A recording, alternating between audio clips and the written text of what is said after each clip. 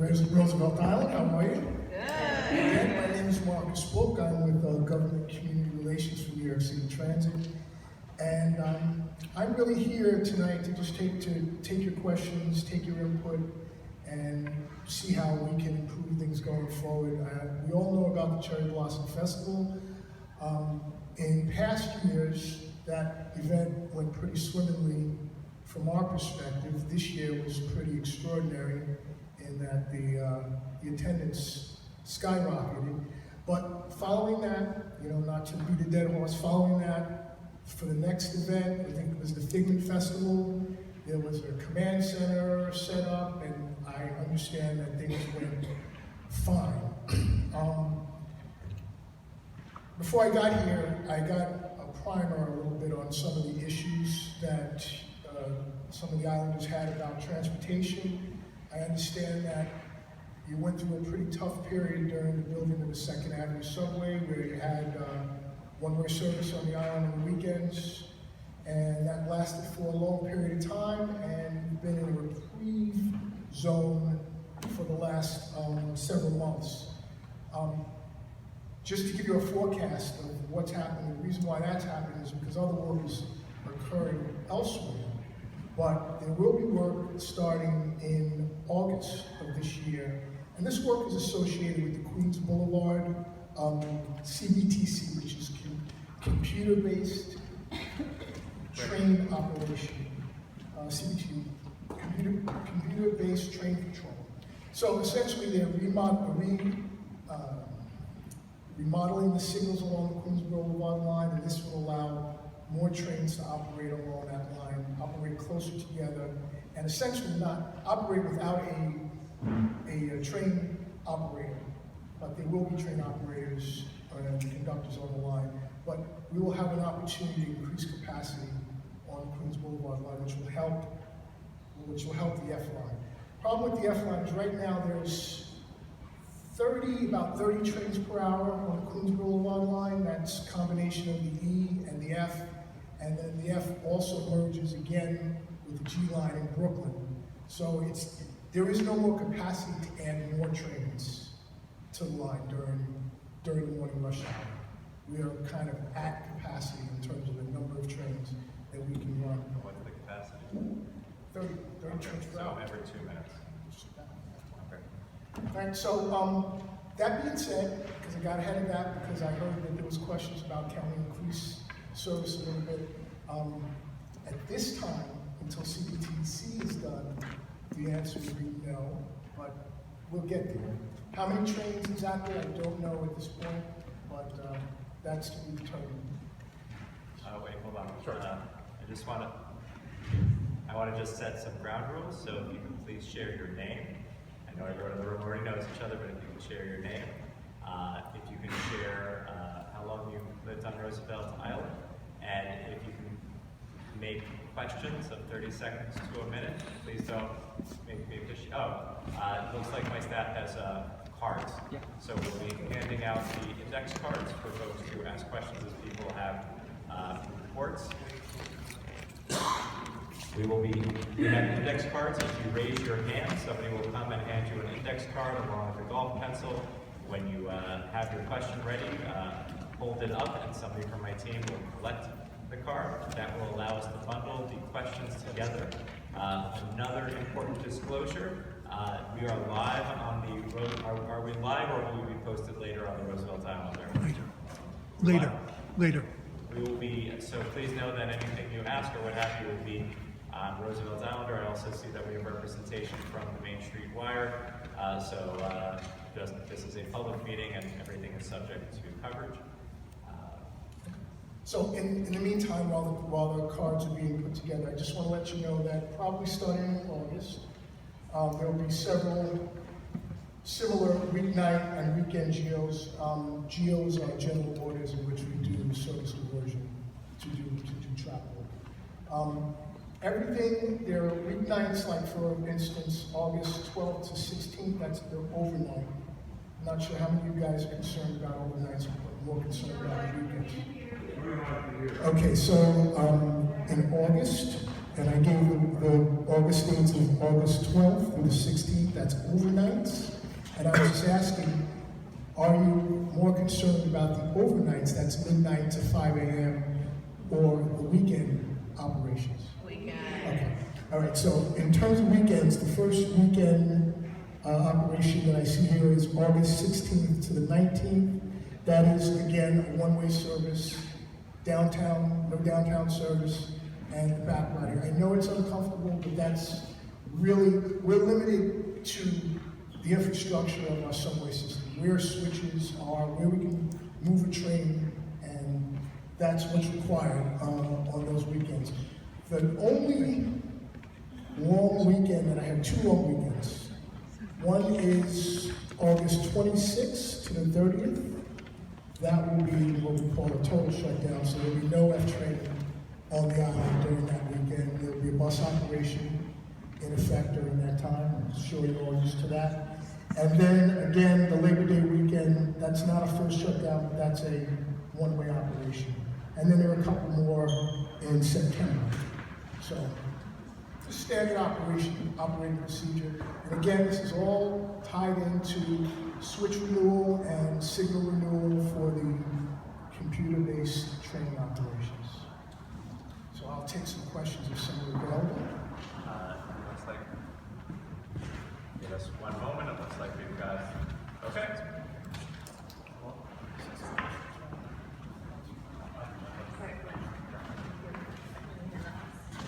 And Marcus, if you can do your best to share what the question is. Sure.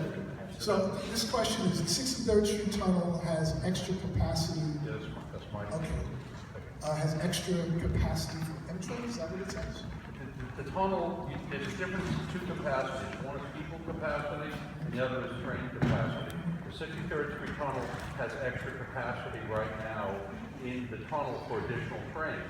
And so my suggestion is that you should run the R train, or some of the R trains, through the tunnel during rush hours, because in effect you're creating 3 stops for 3 stops, and then the flow of R trains past the 2 merge points, which would be 57th and 7th, it's still going to be the same flow of trains.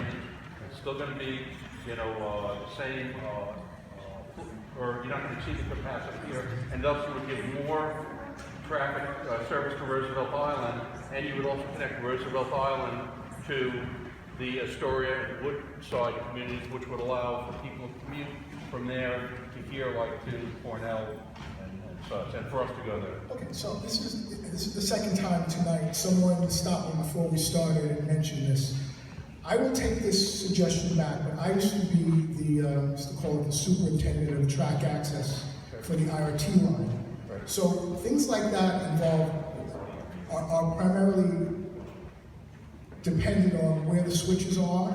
I worked on the computerization of the train control system. For Penn Station. For Long Island Railroad, Okay. correct. So Okay, I so know you that's understand. what. All right, so for anyone else who doesn't understand, the issue would be, that I foresee, is getting that M train, which runs on the local in Queens, to the express, Well, do the R train. or the R. The R is even different. I mean, they're actually not even, we can reroute them, but it happens further along the No, way. 36th Street on Northern Boulevard. Right. Instead of them going to Queens Plaza, they go down to 63rd Street Tunnel, as they do now, three stops. Okay, so I will take this back and we'll take a look at that. Okay, if possible, if you can make sure your questions are full and complete, so we can minimize the back and forth. Okay, so Sharon Berman, resident for 40 years. Did you say 30 trains? How? That would mean a train every 2 minutes. Okay, so the 30 trains per hour are on Queens Boulevard and not on the F line at Roosevelt Island. That's where the E and the F meet. So you've got trains from the E line and trains from the F line. Okay, so that's how. So what is the frequency for the F line? Is it 15 10. It's trains? about, It's 10. I don't know the exact breakup, but it's close. I mean, it's close to half and half, but it's not exactly half. That's not, it's 2 E's for every F, and it's about 10 per hour for We the will, F. we will work on getting Sharon an answer on the number of E trains per F trains and see if I it's studied possible this. to. Okay. That's okay.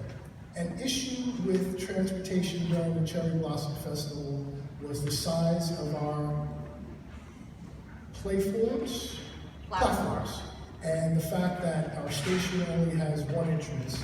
How might we solve this problem? Well, the only way to solve that problem is right now, for what Roosevelt Island does on a daily basis, Monday through Friday, Saturday and Sunday, the capacity is what it should be.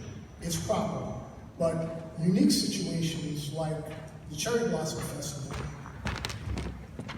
would require us to do something drastically different, like maybe put another entrance at the Roosevelt Island station. On the other side you have glass, and on one side you have turnstiles.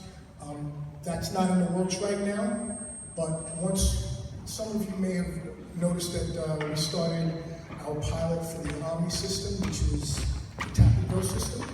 So that could present an easier way to, because we have to create a fare control area on the other side as well. So that would create two entrances for the station. Because I understand a lot of people, once you got upstairs, there was nowhere to go, because there's only 3 turnstiles and a slam gate. So I've heard that before. You know, all things are under consideration as we move forward, but that would be one way to address that. Okay. On weekends, trains are running every 15 minutes. That's entirely too long. Can that be addressed? Why is there such a gap between this growing community and the awful train service? As this community grows, the train service gets worse. Well, allocating resources for subway trains and frequency is something that we do in concert with ridership. So right now, we check on a regular basis what the ridership is at any given place and determine what the headway should be for that ridership. I can tell you that a growing community may in effect, when there's capacity, lead to more frequent trains. But as of today, that hasn't happened. Often on the weekends, because you've got pretty good service. I'm an F train rider as well. I know the F train operates pretty frequently.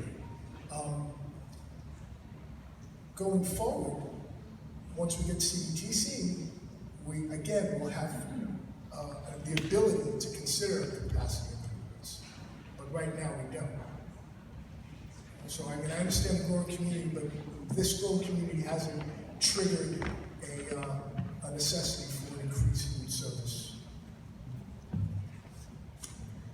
MTA, will the ferry be incorporated into the MetroCard system or whatever is planned to replace it? This one is above my pay grade. This would be a MTA board policy issue on fares. So I believe there's probably conversations about this in play right now. But we're going to defer to Assemblymember Sarah's office, who's been leading on that advocacy. next, what do we and our electeds need to do to add a new doorway turnstile on the Starlight Side Station? So we just started that. MTA, what is the best source, clear communication, elevator down, no Manhattan F, escalators down? I'm not really sure what this question is. The question is, what's the best communication so that we know about things like escalators down, elevators down, only service to Queens? What is the source of the best MTA information, clear, simple to understand, that any user can find at any moment? I think right now we have a pretty robust comms in terms of getting information out on Twitter. MTA.info has a pretty comprehensive, what's happening. Right now, just like the councilman mentioned, he had an issue on the subway. He was able to get an answer right away. If you tweet that there's an issue or you have a question, I think Twitter's been pretty responsive, got a lot of people working on getting people clear answers, but I would say MTA.info is probably the best place to get clear, up-to-date information. Do you know if the My MTA app allows you to keep track of service at a station or elevators at a station? I do not know. I think it does. It's that, or they have another one with like MTA data or something like that. But that does have specifically on elevator. Yeah, that's. And this elevator and escalator information is updated during the day, so it's not, you know, something that's updated 2 days ago and then it gets updated 2 days later. It's Yeah. updated on a regular basis. So, sorry, if you couldn't hear it back, we were asking whether or not the My MTA app would allow easier notifications. So hopefully you can take it back to see. Absolutely. This whole communication things, we have a chief communications officer for New York City Transit was hired probably a year and a half ago, and the whole communications operation is growing daily, so yes. But MTA.info, to answer your question, is the best place. Okay. Marcus, if I can jump in for a quick sec. I'm pulling up the My MTA. Oh, sorry. Hi. Hold the mic up. Sorry, I'm too short. My name is David Leeds. I'm from Congresswoman Carolyn Maloney's office. And I just wanted to quickly jump in and say that I'm pulled up the My MTA app right now, and it is, as someone I think mentioned, it is still technically in the beta testing phase, but it's another source of really fast, up-to-date info about train and stations status. It does not include information about escalators or elevators, I think, but you can save different stations or train lines so that when you open the app, it immediately gives you an update. For example, the Roosevelt Island F train station, you can save that as your preferred station, so the second you open the app, it will tell you if there are any delays on the F or if the station is closed. Just wanted to throw that out there. Thank you very much. Thank you. Just so you know, so the elevator and escalator, the next question is from Sharon Bergman, who says, why aren't the elevators at 57th Street, 6th Avenue, I guess, operating right now? And I'm sure it's either there's an issue with a part that needs to be replaced or it's being serviced, but the... No. Not 7, 6. Why aren't there elevators? Okay, so... Because we have so many people on Roosevelt Island in wheelchairs. So just most of you might understand that New York City, the subway system was built over 100 years ago. Much of it wasn't designed to house elevators and escalators. And over the years, we have been adding elevators and escalators as fast as we can. Andy Byfield, who's our president, has committed, assuming that we get the funding for its Fast Forward program. I don't know if any of you have heard about that. If you go to the MTA website, there's a whole link to his Fast Forward program, and it's basically a commitment to get us to the point where there is an elevator no more than 2 stations away from the previous one. So we're continuing to add elevators and escalators on a regular basis. There's lots of projects. I deal with issues and complaints from people all the time about an elevator project that we're doing to improve accessibility. So in answer to your question, why isn't there one there? We're going to get one, but you know, it takes time. Sharon again. Yeah, we talked about 30 trains per hour. Okay, so we got them all. Okay, if we can. I asked a question. What is it? So we have a question from the press. Rick, what was? I did write it down, but Is it an MTA question or? yeah, What is the MTA question? the MTA is reevaluating the Queens bus service. How does that affect Roosevelt Island since the Q102 services Roosevelt Island? Okay, so that's a good question. I mean, I recently, the bus redesign is taking place currently right now in the Bronx and in Queens. Brooklyn will follow, and then Manhattan will follow that. Most of the redesign focuses on the buses that are in that borough, but there are instances where buses that travel into other boroughs, particularly Manhattan, in the Queens case, Roosevelt Island, could be tweaked, affected. I am the rep for the Upper East Side, so I don't have any specific information on the 102, but I would say that the Bronx just submitted the draft report, which puts forward a number of proposals that included, for instance, buses that come from the Bronx that go into Manhattan that were tweaked. So I would go to the website, mta.info, check out the link for the Queens bus redesign, and you should probably get information on the 102 there, or wait for the draft report, which will encompass all of that stuff. Okay? It looks like we- One other question? Okay, final question. Yes. Do you know how many people used the subway at the Cherry Blossom Festival?